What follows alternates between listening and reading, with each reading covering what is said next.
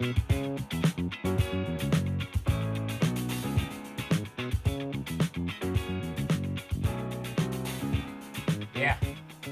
Time for something different. that's right.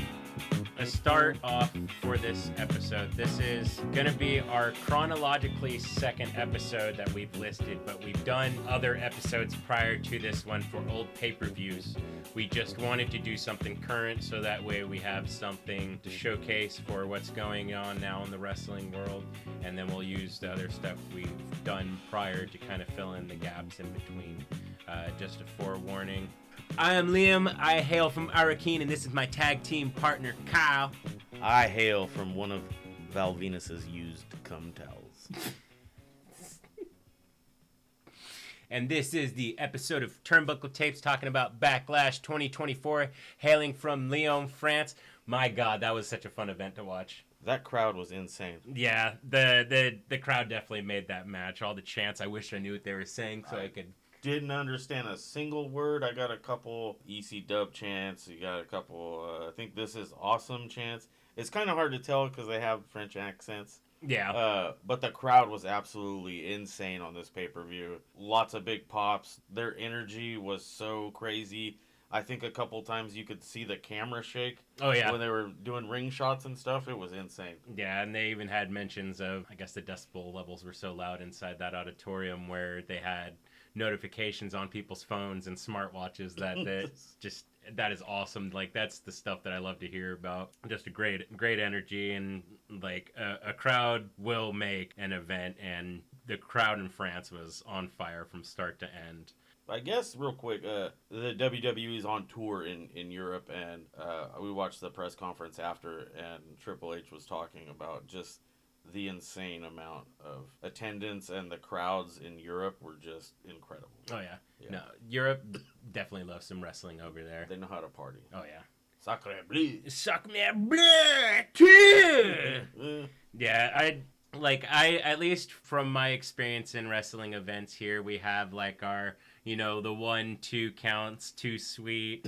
That's a schedule for one fall. And I think it just might be part of that soccer hooligan culture over in Europe that kind of creates that kind of chanting. There's a chant for everything. Yeah, so I feel it just might be because of that. Exactly. So we start off with a tag team match between Kevin Owens and Randolphin Orton. Yes, Randall Orton.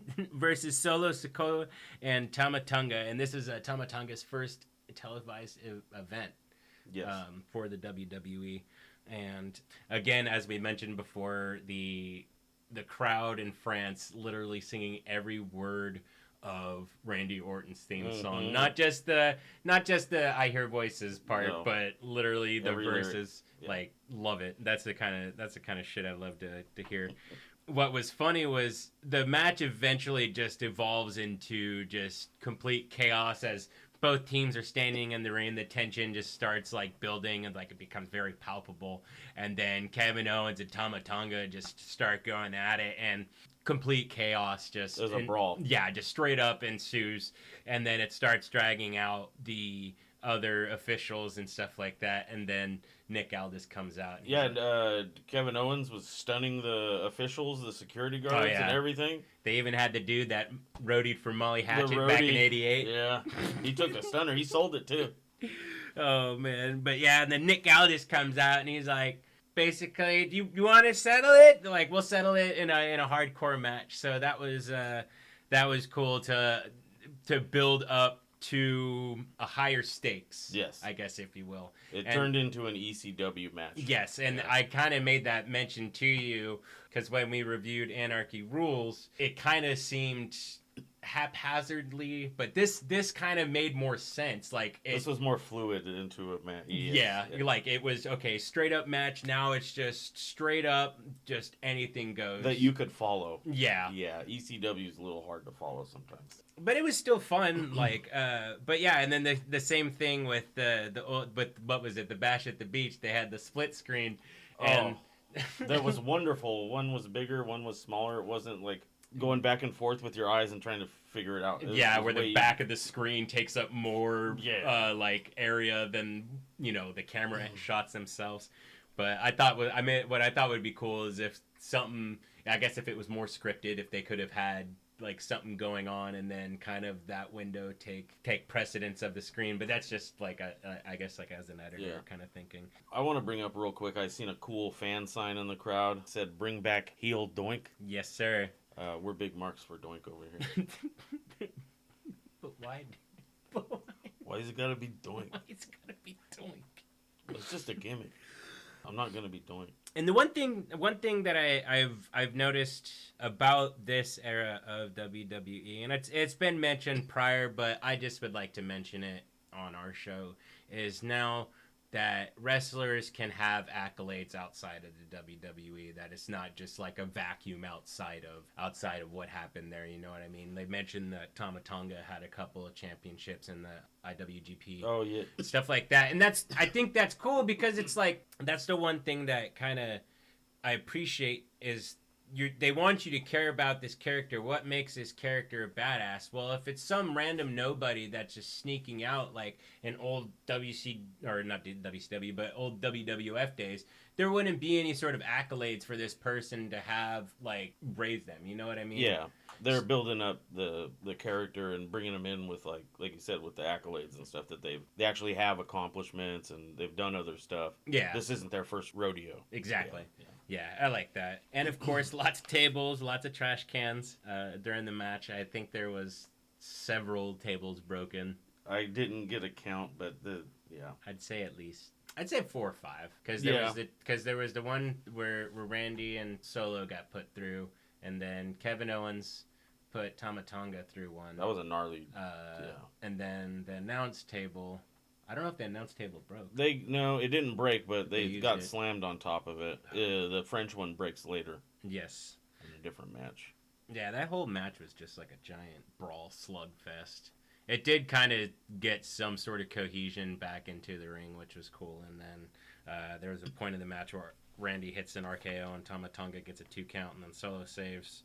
And then Solo pushes Randy outside. Oh, yeah. We got to talk about that Kevin Owens spot where he went up to the top ropes. He had the 4 chairs set up with Tama Tonga on it. And oh, yeah. Well, because, like, even before that, like, he's hitting him with the chair on the ground, sets up the chair.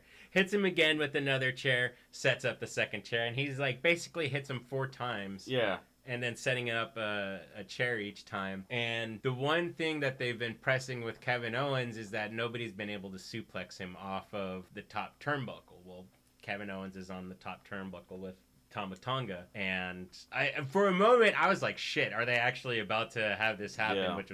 Which would have been huge. But now you see Kevin Owens set up Tama Tonga for a fisherman suplex. And oh my God.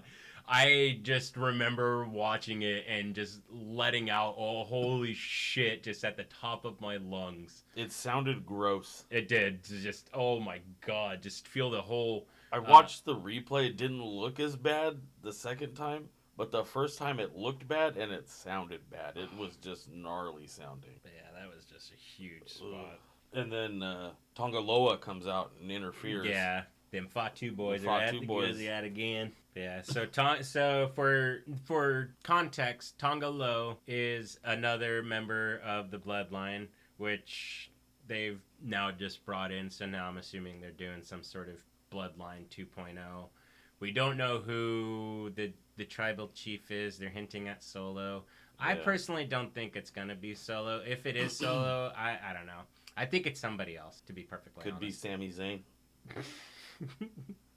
the secret ooze. The secret ooze. The secret of the ooze, like the TMNT. Oh my God, that would be amazing. Of the ooze. Oh, that's not gonna happen, but it would be great. That would be great. And hire me, WWE marketing. That's right. Do creative, or we can make it happen. But then one thing that I did notice was that there was a hostile takeover. So when they mentioned that, we both kind of looked at each other and we're like, what's that? That might be a mention to the NWO days when the Outsiders, Kevin Nash and Scott Hall, came on and started taking over. And we do have an episode upcoming about that. We do have an upcoming episode. So keep your ears peeled. That's right. Next match. Yeah, next match. Oh wait, no, we did him. So Bloodline won that one with interference from the Tongaloa. But yeah, I mean I kind of had a feeling that was gonna be the happening, but that makes sense, especially bringing in another wrestler. Yeah. I've heard a couple of other mentions. So we'll see what happens and where they're going with this. But yeah, they definitely, for me personally, without that Roman, because Roman was that good kind of like character. The glue for it, the strength, the face, backbone. Yeah, I just, like I said, for me, Solo doesn't do it for me. I know they tried to build him up earlier. I don't know. We'll see where it goes. I'm probably wrong. Just speculating. We shall see. But yes. Anyway, next we have the 3-way championship with Bayley, Naomi, and Tiffany Stratton for the women's Undisputed Championship. Also, I would like to mention that Bayley did come out with a very Macho Man-esque jacket, which heavily inspired. Yeah, love to see it. I've noticed in this one there's a lot of pinning sequences, in the first couple minutes there was like 10 pin attempts. I don't understand the ring psychology behind it. Liam said that he kind of does. It don't make sense to me, but with what he said, I guess. So it's like, it is what for me, it's like a psychological thing. Mind games, yeah. So it's like, I'm pinning you because I think I'm that good, and then you're slowly wasting their energy from kicking out and fighting, and so it's just a planting seeds of doubt, I guess, in my opinion. That's the way I see it. I get it, I guess. There was also a really gnarly spot where Naomi speared Tiffany Stratton through the ropes. Also, I would like to point out that obviously Bayley is still insanely over in Europe, and apparently so is Tiffany Stratton. She's been pretty over. It's Tiffy time over in France. Tiffy time, baby. But yeah, there was another spot too from Naomi that I really liked, was the neck breaker off the barricade to Bayley. That was really clean. Right by Samantha Irwin. What else was there? There was a couple of good spots in there with the cartwheels. I've noticed that they did that a couple of times. Where it'd be just like these cartwheel type reversals, and then it got Tiffany Stratton set up. I think it was Bayley and Naomi in like an Alabama slam type deal onto the announce tables. Yeah, that's what I got written down. Yeah, slam through the announce table. But yeah, that was a cool spot. Really committed to the spots. I think, which I like. I don't know. You don't want to see like the hesitation or anything. Yeah, Tiffany had me distracted a lot through the match. There was a lot of jiggling going on and very enticing for me. Yeah, and then eventually Bayley got the win with the quick reversal on Naomi. Yeah, the quick pin. Yeah, that was another one where the ending kind of came out of nowhere.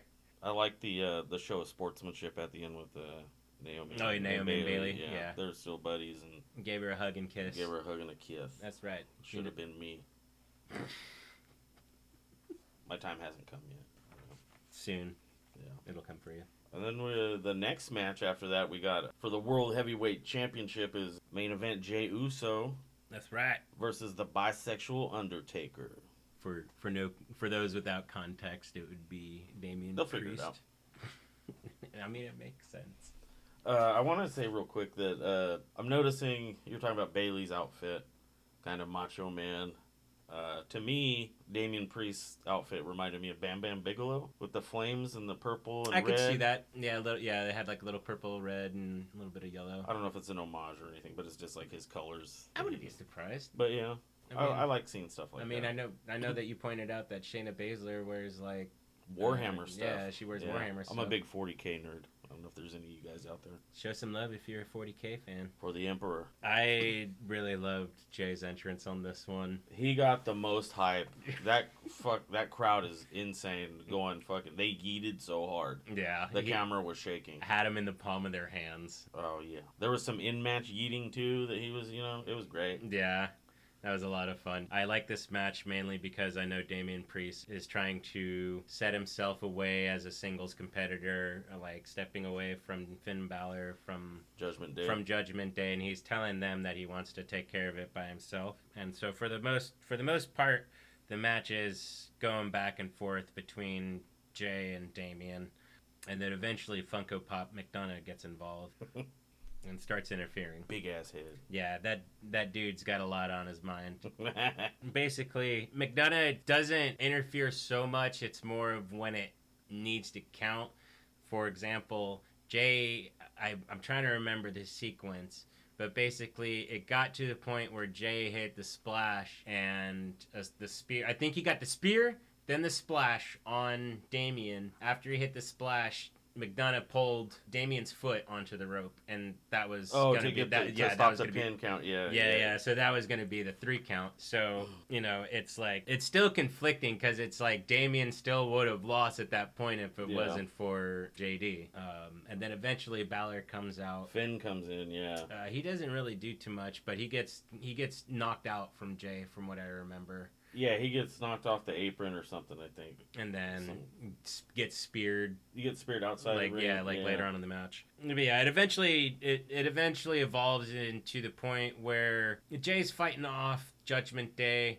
A lot of super kicks. But eventually, just because of all the distractions from Finn and JD, Damien's able to capitalize.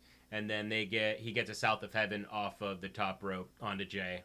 Gets the 3 count, 1, 2, 3, retains. JD and Finn try to come in and start jumping Jay when he's already down, but Damien's like, pulls him off. So yeah, he's done.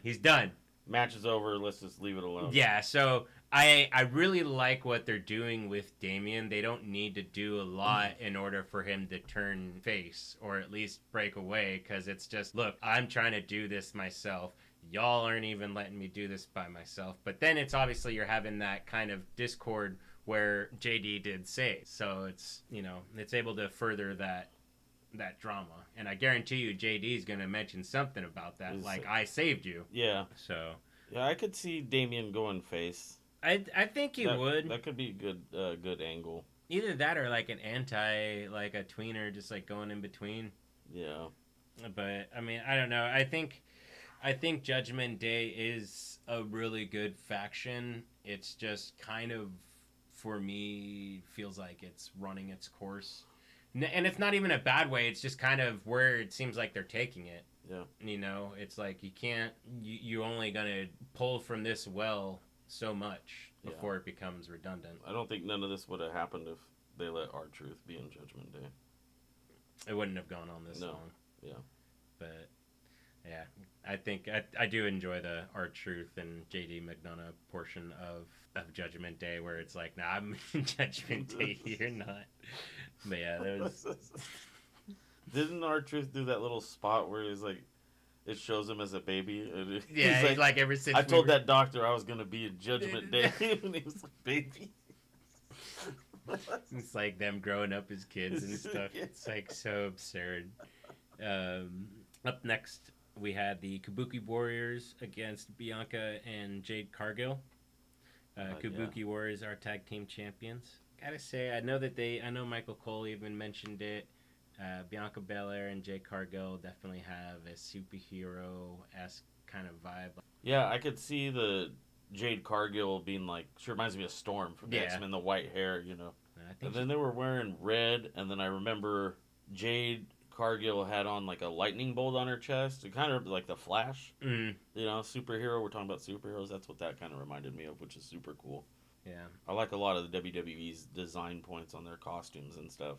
I know the wrestlers have a lot of influence on it, on what their ring gear is gonna be. Like Ray always doing a different for a certain pay-per-view or WrestleMania, he always goes all out with the suit and stuff. I think we've seen him they did like a Batman one, a Flash one, all kinds of stuff. And then you got New Day doing like their Power Ranger gimmick sometimes, Yeah, he's coming. I know Xavier Woods has come out. I think he's dressed as like Goku. And stuff like that, or at least like Dragon Ball Z. Yeah, I like the superhero crossover kind of influence and stuff on their gear. Yeah, Zelina Vega comes out in a lot of video game characters. Yeah, a lot of like anime stuff that I'm not familiar with, but I do. There's been other mentions that I'm like, okay, I know some stuff I don't know of, but I know that it's in that vein, the same kind of stuff. But let's get back into the match here. Yeah, so it's pretty good match, I think. This is probably one of the longer matches for Jade Cargill, if I'm not mistaken. This is a long match, and Jade Cargill is, to me, one of my favorite like wrestlers. I don't know how long she's been in the business for. I'm not super familiar with her, but she's very impressive to me, and I see she has a great future in the business. Yeah, I don't know exactly, but I know she was in AEW for a little bit, and I think she was the TBS champion for a little bit, and I think she had like a Goldberg-style reign, if I remember correctly, just like undefeated, but eventually they didn't do anything with her, and then I think she just left and wanted to go to WWE, and then they brought her on, and they've pretty much just been trying to shape her into like the WWE style. Because I know Triple H has made mention that she hasn't really been trained too properly, and you know, she is younger. I think it's just, you know, like we've mentioned in our other sounds weird saying this, but our other recorded episodes, that you go to other promotions and you pick up things about the business, so it's like you get a different perspective of how you learn something here, you learn something there, you learn something from this guy, you learn something from that guy. Yeah, I mean, it was a good match. There was a big splash from Kairi Sane to Bianca, which caught my eye. But then there was like that weird spot where Kairi was like attacking Jade or Bianca, but she wasn't like the legal person. She was like, she wasn't tagged in. Yeah, it was like a weird moment, but it got back on track. It blew past me because I didn't see how she wasn't the legal. It just happened real quick, and I didn't get it. But there was a cool spot that Jade Cargill did, like a swinging neck breaker. I'd never seen nothing like it before. To me, it was like a swinging neck breaker. That's what I would call it. And it was a really cool move. But yeah, so then Jade does the neck breaker, and then the match gets to a point where it was like the weird sequence that There's a weird transition. Let's try to describe this move that she had. Yeah. It was an awesome show of strength, by the way, too. Jade Cargill has, it's a Sokka, right? No, it was Kairi Sane. Kairi Sane. She has her in, like, looks like a pile driver position first, right? Or like a back break. No, because I think she sets her up in like a power bomb position, or she's like her face is in her stomach. She flips her around so she's on her shoulders, pulls her over her shoulders, catches her, and then does like a slam into a pin. Yeah, it was a cool as shit spot. We just have a hard time describing it. Yeah, because I've never seen nothing like it before. No, and it was clean. Like, it was done really well. Like, when she dropped her from, like, on her shoulders and tossing her, like, almost getting her...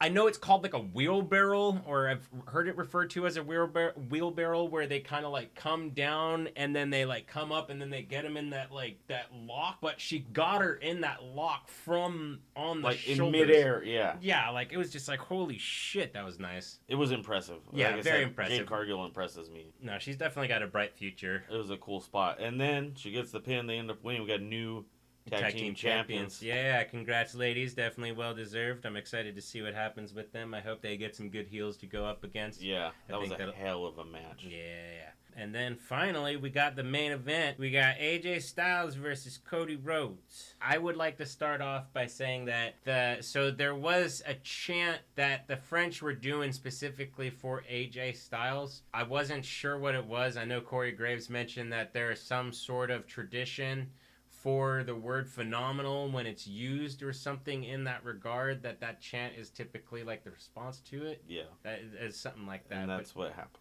Yeah, so pretty much any time when AJ was getting a rally on Cody, they'd be doing this phenomenal chant, as we'll refer to it as. I guess that's the best way to put it to it. And this is their first match together, Cody and AJ? Yeah, never had a match before. The one thing I will note on this build-up for this match, while I know that AJ has gone up against Dusty before in TNA and won the NWA Championship. Yeah, I got AJ beat Dusty Rhodes 21 years ago, too. Yeah. Yeah. So there's some history. There is some history there, and I wish they there was a meme that I saw, and I was just like, yeah, that kind of, to put a one-sentence explanation of the story between Cody and AJ. It's like, I respect you as an athlete. I also respect you as an athlete. Let's fight for this title. That's kind of what it came off as. And I don't know. I didn't not like it, but it just wasn't. There wasn't a whole lot of excitement. I was excited just because I know that AJ Styles and Cody are pretty good. Yeah, they're good. So it was just like off that alone, but. I want to bring up a cool spot too. Before the match even started, they're coming into the ring. Cody's coming to the ring. Crowd's going crazy for his theme. Oh yeah. And gets to the ring. Music stops, and he's getting all his gear off. But the crowd is still singing his theme song after the music stopped for like a couple more bars. Oh yeah. I thought that was pretty cool too. No, super cool. Yeah, going back into that whole entire thing with the French just going crazy from start to finish. They even had like a whole thing for a chant for 2 counts where it was like 2. Triple H was saying something about it. Yeah, but 1, 2, something. But it was cool because it was like literally the chants were filling up the energy. Like you didn't even need much of the commentary because the commentary I felt like more some of the time was taking more of a back seat because the crowd was just so vocal and present in everything. And then this is also for the undisputed championship, and it's we got referee Jessica Carr, and apparently this is the first female to referee a title match. Well, very cool. Well, congratulations to her. Yeah. Good job, Jessica. Also, I don't know if we mentioned this before, but this is France's first pay-per-view. We didn't. We didn't mention it, but yeah, it's at the LDLC Center in Lyon, France. Lyon. And then I think they said that it was the largest arena gate in WWE history. Which is pretty huge considering it's got quite a long career. So I do like that. I mentioned earlier, Europe just loves wrestling. Like they are all about wrestling over there. So it's cool to see that take off, and I really expect them to be eventually doing stadium shows over there. Sometime soon. Like WWE, they're going to continue to break records and stuff with all their attendance, especially at WrestleMania. We had 72,000 people one day. Yeah. I forget for the next day, but yeah. It's insane. Then we got AJ Styles coming out to the ring wearing black and purple. I thought maybe it was a little nod to The Undertaker because the phenomenal one, Undertaker, was the Phenom. The black and purple, I mean, I don't know. I think they mentioned that was what he recreated it to for Dusty's. Like that was cool. I like things like that, like stuff. I appreciate the little it's like little details in there, and I don't know. I just wish they did more. Yeah, it's the Rule 32 from Zombieland. Enjoy the little things. Yeah, the little Easter eggs that you get when you watch wrestling. I love. That makes sense. Yeah, because there's definitely a lot of it, from the commentary to like you said, what the wrestlers are wearing to how the match goes to like a famous sequence from like a previous match. There's a lot of like little things like that, it seems. Yeah. We later on in the match too, you see Cody Rhodes does a little Stardust little moment there with AJ. I thought that was kind of a cool throwback. Yeah, because the night before AJ was pretty much cutting promo on Cody, and he's does the thing. Fun fact: Cody Rhodes also heavily involved in the civil rights movement. Yes. He walked with Martin Luther. But it's a great match. There was a lot of ups and downs. You got Cody rallying himself, shaking, and getting almost like Hulkamania vibes, getting the energy back. Because what was it? AJ busted out something. It was like a brain buster, or I wish I wrote that down. But he busted out something on Cody, and Cody kicked out at 1, and we both were like, "Oh shit, 1 count!" That's what he started. It was a 1 count. Yeah. I wish I could remember what AJ landed on him, because it was a big move. And the poor announce table for the French guys. I guess when there's no Spanish announce table, you just got to use the French table. Yeah, don't go to the American table. Also, I'm thinking you leave Michael Cole's phone alone. He was definitely upset about his phone. He mentioned that a couple times. But I want to know what the overhead is for all the screens and wirings and stuff like that gets broken, because I know those monitors are at least like $100, $150 a pop, maybe, depending upon what brand. Does it come out of their paychecks? I imagine that maybe they have an allowance for certain things. And they're like, oh, well, hey, can we do a table match tonight? No. We've used up our monitor allowance. The monitor budget is... It's already depleted. A lot of fun. Good match overall. Just, I would say, and this is probably a hot take, if that crowd wasn't as hot as it was, I don't know if the AJ and Cody match would have crescendoed like it did. Well, I mean, the crowd was obviously involved in it. I think they went the distance pretty good.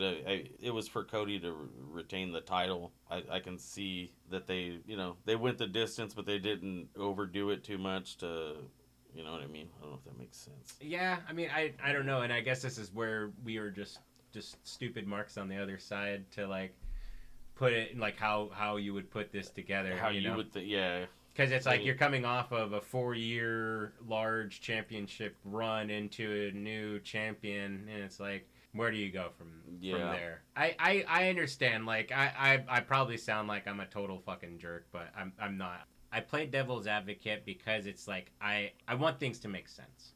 It doesn't always work that way in the wrestling world. No, it doesn't. And what makes me laugh is even as a David Lynch fan, like, normally makes sense in a movie. So it's just like I should be okay with some things not gelling, or, you know, I know I don't need everything spoon-fed. Wait till I tell you about M. Night Shyamalan. No, I don't need. What a twist. But this pay-per-view was a solid pay-per-view. It was fun. I was telling Liam, we're already at the main event. Like, it just, you're so involved in watching it. Like, it went by so fast. Super fast. I think that's why we said we missed a couple of the spots we were trying to explain. Just, there was a lot going on. Yeah. And it kept your attention. It was a great pay-per-view. No, it definitely did keep your attention. I think it was a good pay-per-view for coming off of that huge WrestleMania. Yeah. I look forward to seeing what WWE starts doing in Europe. I know that they got King and Queen of the Ring in Saudi Arabia coming up. And then I know that they mentioned that they'll have the Clash at the Castle in Glasgow, and then they have Bash in Berlin in August. So they'll be overseas for pretty much for the rest of the pay-per-view seasons. Oh, I want to say we got a cool, well, I didn't get to capture it, but there was a QR code for Uncle Howdy. Oh, yeah. And I was hoping that we would see a little bit something, because I know we both kind of were, like, made mention of that. Yeah, because, I seen Braun Strowman. Yeah, he's back. On the draft. Yeah. And then they, what was his name? Eric Rowan, he got signed, so he's officially on. So I think they're going to be doing something with him. They might link up and see what happens. I think that's all I got. Yeah, I think that's all I got, too. That might be the end of the episode. Let's call it. Thank 1, 2, 3. Thank you. We appreciate you guys. If you've made it this far, let us know what you thought of Backlash. Did you like it? Did you not like it? Let us know. Should there be a heel doink? Let us know. Should a heel doink come back? The answer is yes. Yes, heel doink should come back. Thank you again, guys. Love you. Catch you on the flop. Mwah.